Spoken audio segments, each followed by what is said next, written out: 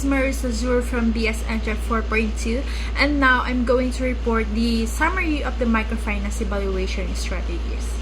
In these strategies, impact assessments help to determine the impact of the policies, products, or the programs on individuals. They also aid in creating better products and procedures, boosting the customer wealth and the loyalty and profitability. Policymakers often use the impact evaluations to distribute limited resources, especially in the microfinance institutions. Evaluations are also similar to effective market and client research, which is allowing the profitable companies to learn how to positively affect their clients. It is also provide the information on the most effective goods and services for the specific customer groups, aiding the policy makers in creating best practice policies. Also, impact assessments can be used to compare the performance of the various microfinance institutions, requiring understanding of how different governance arrangement affects clients. Microfinance also provide the financial aid to low-income people without access to standard banking facilities. Three categories of microfinance evaluation are programs evaluations, product or process evaluation, and policy evaluations. Program evaluation assess how well a microfinance organization improves customer welfare. Product or process evaluations compare the effectiveness of one product or process against another. And then the policy evaluations focus on macro levels measurements like bank regulations and the establishments of credit bureaus. On the next page on my report, the traditional programs assessment of microfinance failed to accurately identify specific elements of successful programs.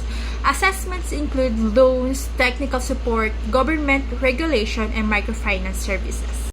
Small groups of consumers or volunteer clients are used to test new products design, but these methods can be risky and may not accurately reflect the benefits.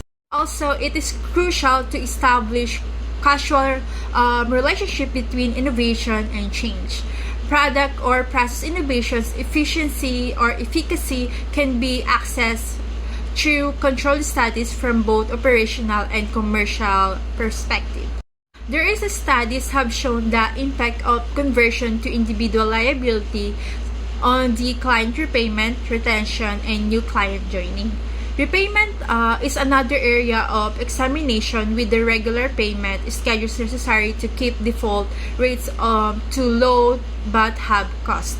So marketing strategies can impact the borrowing and borrower's sensitivity to interest rates. Factors affecting take-up to include product features like insurance plan or educational attainment. Micro-level research can measure the effect of macro-level regulation on non-participant and behaviors. A study shows that the strong credit records can lead to higher repayment rates and borrowing.